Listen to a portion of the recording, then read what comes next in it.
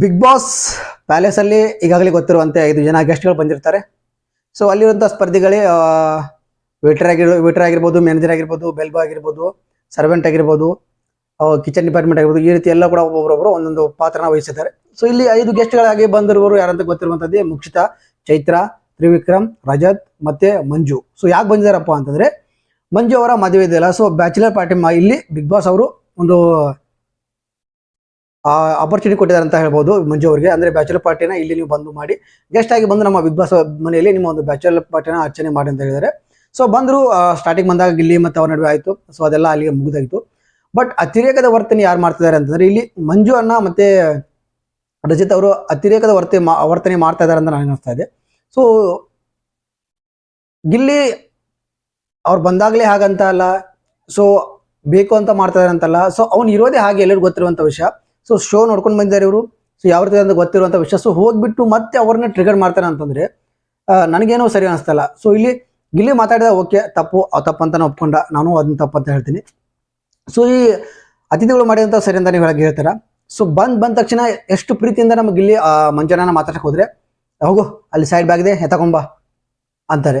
So ಪ್ರೀತಿಯಿಂದ ಮಾತಾಡಕ್ ಹೋದ್ರೆ ಗೊತ್ತು ಗಿಲ್ಲಿನ ಬಿಟ್ಟು ಬೇರೆ ಯಾವ್ದಾದ್ರು ಕಾವು ಅಂದ್ರೆ ಗಿಲ್ಲಿಗೆ ಸ್ವಲ್ಪ ಕೋಪ ಬರ್ತದೆ, ಸಿಟ್ಟು ಬರುತ್ತೆ ಅಂತ ಗೊತ್ತು, ಮಾಮೂಲಿ ವಿಷಯ ಅಲ್ವಾ. ಸೊ ಎಲ್ಲರಿಗೂ ಅವ್ರು ಹೇಳ್ತಾ ಇರ್ತಾನೆ. ಸೊ ಇಲ್ಲಿ ರಜತ್ ಅವ್ರನ್ನ ಮಾತಾಡ್ತಾರೆ ಏನಂತ ಅಂದ್ರೆ, ಕಾವು ಅಂತ ಅನ್ಬೇಡ ಅಂತ ಗಿಲ್ಲಿ ರಜತ್ ಹೇಳಿದಾಗ, ಸೊ ನಾನು ಅಂತೀನಿ, ನಂಗೆ ಹಂಗಂದ್ರೆ ಸ್ವಲ್ಪ ನನಗೆ ಬೇಜಾರಾಗುತ್ತೆ, ನಿಂಗೆ ಬೇಜಾರಾಗಬೇಕು, ನಿನ್ಗೆ ಉರ್ಸ್ಬೇಕಂತ ನಾನು ಬಂದಿದ್ದು ಅಂತ ಇಲ್ಲಿ ಹೇಳ್ತಾರೆ. ಸೊ ಇದೆಲ್ಲ ಅವ್ರು ಮಾತಾಡ್ಬೋದು, ಆದ್ರೆ ಗಿಲ್ಲಿ ಅವ್ರಿಗೆ ಟಾಂಗ್ ಕೊಡೋಕ್ಕೆ ಆ ರೀತಿ ಮಾತಾಡಿದ್ದು ತಪ್ಪು ಅಂತ ಆಮೇಲೆ ಹೇಳ್ತಾರೆ. ಸೊ ಇದು ಯಾವ ಶಿಮಿನ ಅಂತ ನನಗಂತೂ ಅರ್ಥ ಆಗಿಲ್ಲ. ಸೊ ಗೆಸ್ಟ್ ಅಂತ ಬಿಗ್ ಬಾಸ್ ಅವರು ಇವ್ರನ್ನ ಯಾಕೆ ಕರ್ಸಿದಾರೆ ಅಂತ ಗೊತ್ತಾಗ್ತಿಲ್ಲ. ಸೊ ಒಬ್ಬ ವ್ಯಕ್ತಿನ ಕೆಳಗೆ ತುಳಿದು ಇಲ್ಲಿ ದರ್ಪ ತೋರಿಸ್ತಾ ಇದಾರೆ ಅಂತ ಹೇಳ್ಬೋದು ಈ ಒಂದು ಅತಿಥಿಗಳು. ನನಗೆ ಯಾಕೋ ಅತಿಥಿಗಳು ಬಂದಂತ ಒಂದು ಎಂಟ್ರಿನೇ ಸರಿ ಅಂತ ಅನಿಸಲಿಲ್ಲ. ಅವ್ರಿಗೆ ಈ ಒಂದು ರೀತಿಯ ಒಂದು ಪವರ್ನ ಯಾರು ಕೊಟ್ಟರು? ಸೊ ನೀವು ಯಾರಿಗೆ ಏನ್ ಬೇಕಾದ್ರೂ ಮಾಡ್ಬೋದು, ಯಾರಿಗೆ ಏನ್ ಬೇಕಾದ್ರೂ ಹೇಳ್ಬೋದು. ಸೊ ಇದು ಯಾವ ಸೀಮೆ ಅತಿಥಿ ಅಂತ ಅನ್ಸುತ್ತೆ ನನಗೆ. ಸೊ ಹಂಗಾಗಿ ಗಿಲ್ಲಿ ಮಾಡ್ತಾ ಇರೋದು ಕರೆಕ್ಟ್ ಅಂತ ನನಗೆ ಅನ್ಸುತ್ತೆ. ಸೊ 5 ಜನ ವರ್ಸಸ್ ಒಬ್ಬ ಅಂತ ಹೇಳ್ಬೋದು. ಇಲ್ಲಿ 5 ಜನ ಗೆಸ್ಟ್ಗಳ ಜೊತೆಯಲ್ಲಿ ಹೋರಾಡ್ತಾರೋ ಒಬ್ಬನೇ ಒಬ್ಬ ಅಂತಂದ್ರೆ ಅದು ಗಿಲ್ಲಿ ಅಂತ ಹೇಳ್ಬೋದು. ಸೊ ಸಖತ್ತಾಗಿ ಸಾಥ್ ಕೊಡ್ತಾ ಇರೋ ಅಶ್ವಿನಿ ಮೇಡಮ್ ಅಂತ ಹೇಳ್ಬೋದು. ನಿನ್ನೆ ಒಂದು ಎಪಿಸೋಡ್ ಅಲ್ಲಿ ನಮಗೆ ಬುದ್ಧಿಲ್ಲ ಅಂತ ಎಲ್ಲರೂ ಒಪ್ಕೊಂಡು ಕೂಡ ಅಶ್ವಿನಿ ಮೇಡಮ್ ಒಪ್ಕೊಳ್ಳಿಲ್ಲ. ನಾನು ಮೆಚ್ಚಿದೆ ಅಶ್ವಿನಿ ಮೇಡಮ್ ಅನ್ನ. ಎಸ್ ಟಾಸ್ಕ್ ಒಂದು ಬಂದಾಗ ಎಲ್ಲರೂ ಕೂಡ ಒಪ್ಕೋತೀನಿ. ಬಟ್ ನಿಮ್ಮಲ್ಲಿ ಬುದ್ಧಿಲ್ಲ ಅಂತ ನೀವು ಯಾಕೆ ಒಪ್ಕೋತೀರಾ? ನಮ್ಗೆ ಆನ್ಸರ್ ಗೊತ್ತಿಲ್ಲ, ತಪ್ಪಾಯ್ತು, ಸಾರಿ ಅಂತ ಕೇಳ್ಬೋದಿತ್ತಲ್ವಾ ಅಂತ ಹೇಳಿದ್ರು. ಕರೆಕ್ಟ್ ಆಗಿ ಹೇಳಿದಾರಲ್ವಾ. ಸೊ ಇಲ್ಲಿ ಗೆಸ್ಟ್ ಅವ್ರು ಬಂದಾಗ ಅವ್ರು ಏನ್ ಬೇಕಾದ್ರೂ ಮಾಡ್ಬೋದು, ಅದಕ್ಕೆ ನಾವು ಏನ್ ಬೇಕಾದ್ರೂ ಅವ್ರು ಮಾಡಿದ್ರು ಅದನ್ನ ನಾವು ಮಾಡಿಸ್ಕೊಂಡು ಸಹಿಸ್ಕೊಂಡು ಇರ್ಬೇಕಂತ ಯಾರು ಹೇಳಿಲ್ಲಲ್ವಾ. ಸೊ ಇದ್ರ ಬಗ್ಗೆ ಮಾತಾಡೋಣ. ಎಲ್ಲರಿಗೂ ನಮಸ್ಕಾರ. ನೀವು ನೋಡ್ತಾ ಇದ್ದೀರಾ ಲಕ್ಕಿ ರಾಮ್ ಯೂಟ್ಯೂಬ್ ಚಾನಲ್. ನಾನು ರಾಮ್.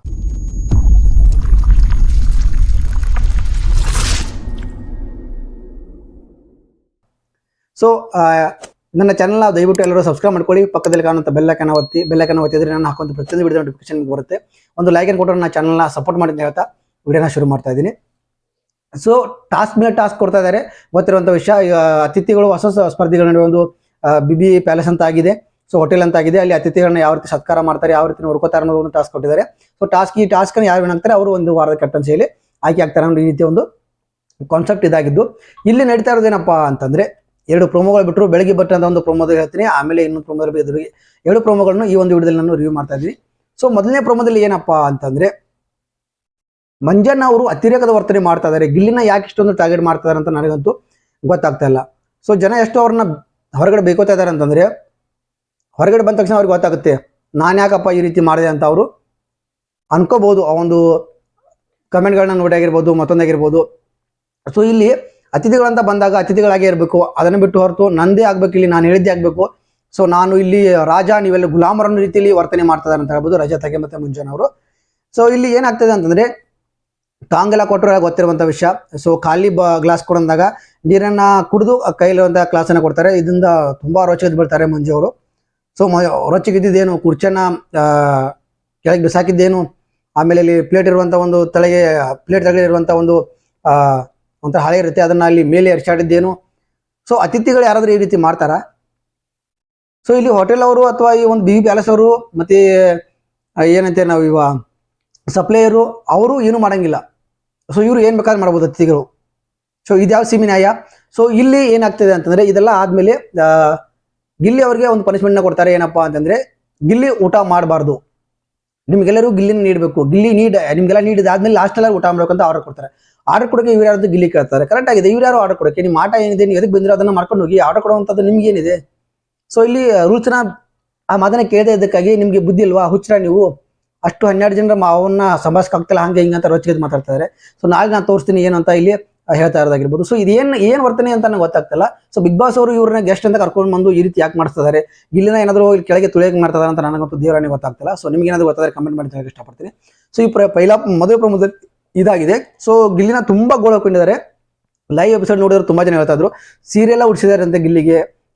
ಸೊ ಒಬ್ಬ ವ್ಯಕ್ತಿನ ಇಷ್ಟೊಂದು ಅವಮಾನ ಮಾಡಬಾರ್ದಲ್ವಾ, ಸೀರಿಯಲ್ ಉಡಿಸಿ ಅವಮಾನ ಮಾಡುವಂಥದ್ದು. ಈ ಗೆಸ್ಟ್ಗಳಿಗೆ ಎಷ್ಟು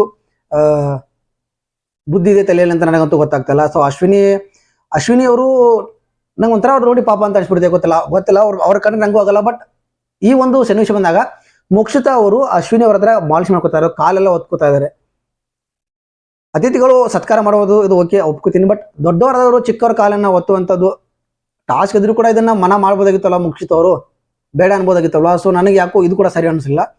ಮತ್ತೆ ಇನ್ನೊಂದು ಹೇಳ್ಬೇಕಪ್ಪ ಅಂತಂದ್ರೆ ಅತಿರೇಕದ ವರ್ತನೆ ತೋರಿಸ್ತಾ ಇದ್ದಾರೆ ಗಿಲ್ಲಿ ಮೇಲೆ. ಗಿಲ್ಲಿನ ಟಾರ್ಗೆಟ್ ಮಾಡಿದ್ದಾರೆ ರಜತ್ಗೆ ಮತ್ತು ಮಂಜು ಅವರು. ಸೊ ಯಾಕೆ ಈ ರೀತಿ ಮಾಡ್ತಾರೋ ನನಗೆ ಗೊತ್ತಿಲ್ಲ. ಬಟ್ ಇದು ಎಷ್ಟು ಹೊರಗಡೆ ನೆಗೆಟಿವ್ ಆಗಿ ಪೋಟ್ರಿ ಆಗ್ತಿದೆ ಅಂತ ಕಲರ್ಸ್ ಕಂಡ್ರೆ ಗೊತ್ತಿದೆಯೋ ಗೊತ್ತಿಲ್ಲ ಅಂತ ನನಗೆ ಗೊತ್ತಿಲ್ಲ. ಗೊತ್ತಿರಲೇಬೇಕು, ಆಲ್ಮೋಸ್ಟ್ ಎಲ್ಲರೂ ಕಮೆಂಟ್ ಹಾಕ್ತಿರೋದೇ ಕಲರ್ಸ್ ಕಂಡದವ್ರಿಗೆ. ಬಟ್ ಈ ರೀತಿ ಯಾಕೆ ಇವರು ಗಿಲ್ಲಿನ ತುಳಿಯೋದಕ್ಕೋಸ್ಕರ ಮಾಡ್ತಿದಾರೋ ಏನು ಅಂತ ನನಗಂತೂ ಗೊತ್ತಾಗ್ತಿಲ್ಲ. ಬಟ್ ಪ್ರೊಮೋದಲ್ಲಿ ತೋರಿಸ್ತಾ ಇರೋದೊಂದು ಎಪಿಸೋಡ್ ಇರೋದೊಂದು ಇದೇ ರೀತಿ ಆಗ್ತಾ ಇದೆ. ಸುಮಾರು ಜನ ಲೈವ್ ಅಲ್ಲಿ ನಡೀತಾ ಇರುವಂತದ್ದು ಯಾವುದನ್ನ ತೋರಿಸ್ತಾ ಇಲ್ಲ, ಮೇನ್ ಆಗಿರುವಂಥದ್ದು ಯಾವ್ದು ತೋರಿಸ್ತಾ ಇಲ್ಲ. ಇಲ್ಲಿ ಬೇಕು ಅಂತಾನೆ TRPಗೋಸ್ಕರನೋ ಎದಕ್ಕೋಸ್ಕರ ಗೊತ್ತಿಲ್ಲ, ಅಲ್ಲಿ ಈ ರೀತಿ ತೋರಿಸ್ತಾ ಇದ್ದಾರೆ ಅಂತ ಹೇಳ್ಬೋದು. ಸೊ ಇನ್ನು ಈ ಒಂದು ಪ್ರೊಮೋದಲ್ಲಿ ಇದಾಗಿದೆ, ಪನಿಷ್ಮೆಂಟ್ ಕೊಡೋದು ಎಲ್ಲ ಆದ್ಮೇಲೆ ಊಟ ಮಾಡಬೇಕು ಅದು ಇದು ಅಂತ ಗಿಲ್ಲಿನ ತುಂಬಾ ಗೋಳು ಹೋಗ್ತಿದ್ದಾರೆ, ಸೀರಿಯಲ್ ಔಟ್ಸಿದ್ದಾರೆ. ಸೊ ಇದೆಲ್ಲ ಆಗಿದೆ. ಇವತ್ತಿನ ಒಂದು ಎಪಿಸೋಡ್ ತೋರಿಸ್ತಾರಂತ ನೋಡೋಣ. ಸೊ ಇದೊಂದು ಮೊದಲನೇ ಎಪಿಸೋಡ್ ಆದರೆ ಪ್ರೊಮೋ ಆದರೆ ಇನ್ನು ಎರಡನೇ ಪ್ರೊಮೋದಲ್ಲಿ ಏನಪ್ಪಾ ಅಂದ್ರೆ ಗಿಲ್ಲಿ ಕಂಪ್ಲೀಟ್ ಆಗಿ ಸೈಲೆಂಟ್ ಆಗಿಬಿಟ್ಟಿದ್ದಾರೆ. ಸೊ ಎಲ್ಲರೂ ಬಂದು ಗಿಲ್ಲಿಗೆ ಹೇಳ್ತಿದ್ದಾರೆ, ಸೊ ಗಿಲ್ಲಿ ದಯವಿಟ್ಟು ಟಾಸ್ಕ್ ಇದೆ, ಇದು ಕ್ಯಾಪ್ಟನ್ಸಿ ಟಾಸ್ಕ್ ಆಗಿದೆ. ಸೊ ಅವ್ರು ಬಂದಿದಾರಲ್ವಾ ಗೆಸ್ಟ್ ಆಗಿ, ಅವ್ರು ಯಾಕೆ ಬಂದಾರೆ ಉರ್ಸ್ಬೇಕಂತ ಅಂತಾನೆ ಬಂದಿದ್ದಾರೆ. ಸೊ ಅವ್ರು ಏನ್ ಮಾಡ್ತಾರೆ ಮಾಡ್ಕೊಳ್ಳೋಣ, ನಾವು ಗೆಸ್ಟ್ ಆಗಿ ಅವ್ರನ್ನ ಅತಿಥಿ ಸತ್ಕಾರ ಯಾವ ರೀತಿ ಮಾಡ್ಬೇಕು ಆ ರೀತಿ ಮಾಡಿ ಅವ್ರನ್ನ ಕಳಿಸ್ಕೊಡೋಣ ಅಂತ ತುಂಬಾ ಚೆನ್ನಾಗಿ ಇಲ್ಲಿ ಅಭಿಷೇಕ್ ಅವ್ರು ಹೇಳಿದ್ರು. ಬಟ್ ಅಭಿಷೇಕ್ ಅವರು ಇದನ್ನೆಲ್ಲ ಕ್ವಶನ್ ಮಾಡ್ಬೇಕು ಅವ್ರಿಗೆ, ನೀವು ಅತಿಥಿಗಳಾಗಿ ಬಂದಿದ್ದೀರಾ, ಅತಿಥಿಗಳಾಗಿರಿ, ಇಷ್ಟೆಲ್ಲ ಮಾಡೋ ಅಧಿಕಾರನ ಯಾರು ಕೊಟ್ಟರು ನಿಮಗೆ ಅಂತ ಮ್ಯಾನೇಜರ್ ಆದವ್ರು ಇಲ್ಲಿ ಕೇಳ್ಬೋದಲ್ವಾ. ಸೊ ಅವ್ರು ಏನೇ ಮಾಡಿದ್ರು ಸರಿ ಅಂತ ಇಲ್ಲಿ ಅಭಿಷೇಕ್ ಹೋದ್ರೆ ಸೊ ಕ್ಯಾಪ್ಟನ್ಸಿ ನೀವು ಏನ್ ಮಾಡ್ತಾ ಇದಾರೆ ಅಂತ ಗೊತ್ತು ಅಲ್ವಾ. ಸೊ ಇಲ್ಲಿ ಗಿಲ್ಲಿ ಪೂರ್ತಿ ಡಲ್ ಆಗಿಬಿಟ್ಟಿದ್ದಾನೆ, ಗಿಲ್ಲಿ ಪೂರ್ತಿ ಸೈಲೆಂಟ್ ಆಗಿ ಮಾಡಿದ್ದಾರೆ, ಕುಗ್ಸಕ್ಕೆ ಟ್ರೈ ಮಾಡ್ತಾರೆ ಅಂತ ಹೇಳ್ಬೋದು. ಗಿಲ್ಲಿ ಫುಲ್ ಸೈಲೆಂಟ್ ಆಗಿದ್ದಾರೆ. ಬಟ್ ಅಶ್ವಿನಿ ಮೇಡಮ್ ಅವರು ಗಿಲ್ಲಿ ಅವರಿಗೆ ಸಾಥ್ ಕೊಟ್ಟಿದ್ದು ನನಗಂತೂ ತುಂಬಾ ಇಷ್ಟ ಆಯಿತು. ಸೊ ಎರಡನೇ ಪ್ರಮೋದಲ್ಲಿ ತೋರಿಸ್ತಾ ಇರೋದು. ಸೊ ಏನೇ ಆಗಲಿ ಕೂಲ್ ಆಗಿ ಚಿಲ್ ಆಗಿರು ನೀನು. ಸೊ ನಿನಗೇನಾದರೂ ಆ ರೀತಿ ಅನಿಸಿದ್ರೆ ಅಥವಾ ನಿಮ್ಗೆ ಏನಾದರೂ ಬಹಳ ಬೇಜಾರಾದ್ರೆ ಟೆನ್ಷನ್ ಆದರೆ ನನ್ನ ಕರಿ, ನಾನಲ್ಲಿ ಮಾತಾಡ್ತೀನಿ ಹೋಗಿ, ಯಾವುದು ಏನೂ ಮಾತಾಡಕ್ಕೆ ಹೋಗ್ಬೇಡ, ಆರಾಮಾಗಿ ಕೂಲ್ ಆಗಿರು ಅಂತ ತುಂಬಾ ಚೆನ್ನಾಗಿ ಹೇಳ್ತಾರೆ. ನನಗೆ ತುಂಬಾ ಅಶ್ವಿನಿ ಅವರಿಗೆ ಒಂದು ಬದಲಾವಣೆ, ಈ ವಾರದ ಬದಲಾವಣೆ ತುಂಬಾ ಚೆನ್ನಾಗಿ, ಅವ್ರು ಈಗೂ ತುಂಬಾ ಇದೆ. ಬಟ್ ಟಾಸ್ಕ್ಗೋಸ್ಕರ ಎಲ್ಲವನ್ನ ಇಲ್ಲಿ ಕಂಟ್ರೋಲ್ ಮಾಡ್ಕೊಂಡು ಆಡ್ತಾ ಇದಾರಲ್ಲ, ನನಗೆ ಬೆಸ್ಟ್ ಅಂತ ಅನಿಸ್ತದೆ ಅಶ್ವಿನಿ ಅವರು. ಸೊ ಈ ಎರಡು ಪ್ರೋಮೋದಲ್ಲಿ ನೋಡಿದ ಮೇಲೆ ನಿಮಗೆ ಏನು ಅನಿಸ್ತು, ದಬ್ಬಾಳಿಗೆ ಯಾಕೆ ಈ ರೀತಿ ಮಾಡ್ತಾರೆ ಅಂತ ಗೆಸ್ಟ್ಗಳು ಅಂತ ಗೊತ್ತಾಗ್ತಲ್ಲ. ಬಟ್ ಇದರಲ್ಲಿ ಯಾರು ತಪ್ಪ ಅಂತ ನಿಮ್ಗೆ ಅನ್ಸುತ್ತೆ, ಗಿಲ್ಲಿದೆ ತಪ್ಪ ಅಥವಾ ಈ ಒಂದು ಗೆಸ್ಟ್ಗಳು ತಪ್ಪ ಅಂತ ಕಮೆಂಟ್ ತಿಳಿಸಿ ಅಂತ ಹೇಳಕ್ಕೆ ಇಷ್ಟಪಡ್ತೀನಿ. ಈ ಎರಡು ಪ್ರೋಮೋದಲ್ಲಿ ಗಿಲ್ಲಿ ಬಗ್ಗೆನೇ ಇರೋದು. ಮೊದಲನೇ ಪ್ರೋಮೋದ ಕೂಡ ಗಿಲ್ಲಿದೆ, ಎರಡನೇ ಪ್ರೋಮೋದ ಕೂಡ ಗಿಲ್ಲಿಯಲ್ಲಿದೆ. ಎಪಿಸೋಡ್ ಅಂತ ಬಂದಾಗ 90% ಅಥವಾ 85% ಗಿಲ್ಲಿದೆ ಇದ್ರೆ ಇನ್ನು 10ರಿಂದ 15% ಮಾತ್ರ ಬೇರೆ ಸ್ಪರ್ಧಿಗಳಿದೆ ಹೊರತು ಮತ್ತೆ ಯಾರ್ದು ಇಲ್ಲ. ಅಷ್ಟೆಲ್ಲ ಅವ್ನು ಹ್ಯಾಂಡಲ್ ಮಾಡ್ತಾ ಇರೋದು ಗಿಲ್ಲಿನೇ. ಗಿಲ್ಲಿ ಫುಟೇಜನ್ನೇ ಮಾತ್ರ ತೋರಿಸ್ತಾ ಇದ್ದಾರೆ ಕಲರ್ಸ್ ಕನ್ನಡದವರು.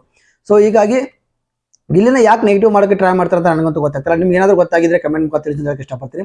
ಬಟ್ ಅತಿರೇಕದ ವರ್ತನೆ ಸರಿ ಇಲ್ಲ ಅಂತ ನನಗೆ ಅನ್ಸುತ್ತೆ. ಗಿಲ್ಲಿ ತಪ್ಪು ಮಾಡಿದಾರೆ ಇಲ್ಲ ಅಂತಲ್ಲ, ಬಟ್ ಅವರು ಅದನ್ನ ಅವ್ರಿಗಿಂತ ಅತಿಯಾದ ತಪ್ಪನ್ನ ಈ ಅತಿಥಿಗಳು ಮಾಡ್ತಾರೆ ಅಂತ ನಾನು ಹೇಳಕ್ಕೆ ಇಷ್ಟಪಡ್ತೀನಿ.